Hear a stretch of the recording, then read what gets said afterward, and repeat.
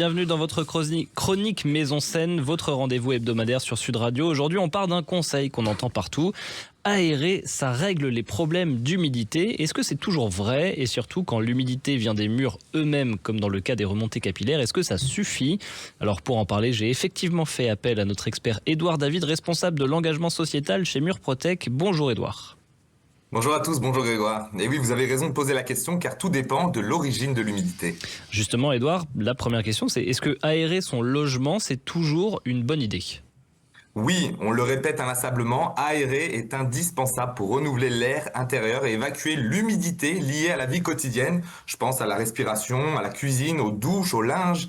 Mais attention, aérer ne traite que l'humidité quotidienne de l'air, pas celle des murs. Donc si l'humidité vient du sol ou des fondations, ça change rien.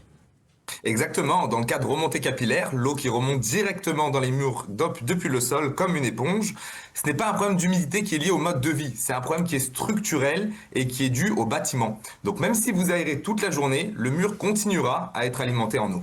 En fait, ce que vous dites, c'est un peu comme essayer de sécher un mur pendant qu'il continue d'absorber de l'eau, ça sert pas à grand chose. C'est exactement ça, Grégoire. Vous évacuez une partie de l'humidité en surface, mais la source reste active en permanence. Est-ce que, Édouard, il y a des signes qui permettent de reconnaître ce type d'humidité? Oui, assez caractéristique d'ailleurs. Je pense aux taches en bas des murs, aux salpêtres, vous savez, ces fameuses traces blanches, une peinture qui cloque, ou un mur qui serait humide au toucher sur la partie basse. Et souvent, ces signes reviennent malgré les nettoyages ou les travaux cosmétiques. Dans ce cas-là, quelles sont les solutions efficaces, Édouard?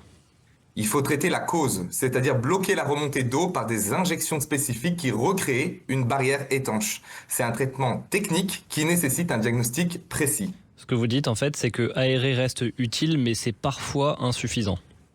Exactement, aérer c'est nécessaire pour un air sain au quotidien. Mais lorsqu'on a affaire à des remontées capillaires, à des problèmes d'humidité structurelle, c'est inefficace. Et d'ailleurs, même le meilleur système de ventilation ne pourra pas lutter contre des problèmes de remontée capillaire ou d'infiltration. C'est pour ça que le point de départ, ça reste le diagnostic qui va permettre d'identifier de manière précise la source d'humidité et adapter le traitement nécessaire. Et puis nous éviter aussi, Édouard, de faire des erreurs en pensant bien faire. Malheureusement, oui, Grégoire, beaucoup d'exemples. Chauffer plus pour sécher les murs ou même repeindre régulièrement. Ça donne l'impression d'améliorer la situation, mais en réalité, le problème s'aggrave en profondeur et le traitement à terme sera plus coûteux. Donc attention aux fausses bonnes idées. Allez, Édouard, un mot de conclusion.